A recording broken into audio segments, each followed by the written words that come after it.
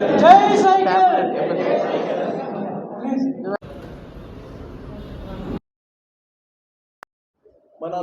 కలిసి చేయాల్సిన పని చాలా ఉంది.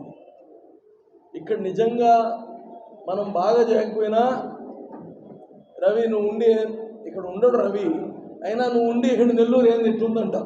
ఇది దయచేసి మనందరము ఈ వైఎస్ఆర్ పార్టీ బీసీలకు చేసిన ద్రోహం ప్రత్యేకంగా చెప్పాల్సిన అవసరం లేదు. ఈరోజు ప్రజలందరూ తెలుగుదేశాన్ని కోరుకుంటున్నారు. తెలుగుదేశం బీసీల పార్టీ అనేది ఎవరు చెప్పాల్సిన అవసరం. బీసీలందరూ చేతి వృత్తులు వాడు, చిరు వ్యాపారస్తులు.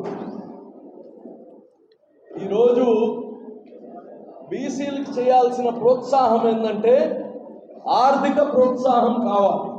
నైపుణ్యం మనకు ఉంది పుట్టుకతో, మన పూర్వీకుల నుంచి నైపుణ్యం ఉంది ఒక్కొక్క విభాగంలో. కానీ మనకు కావాల్సింది ప్రోత్సాహం.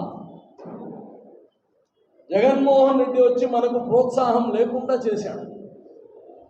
చంద్రబాబు నాయుడు ఆదరణ అనే స్కీమ్ తీసుకువచ్చాడు, పనిముట్లు ఇచ్చాడు.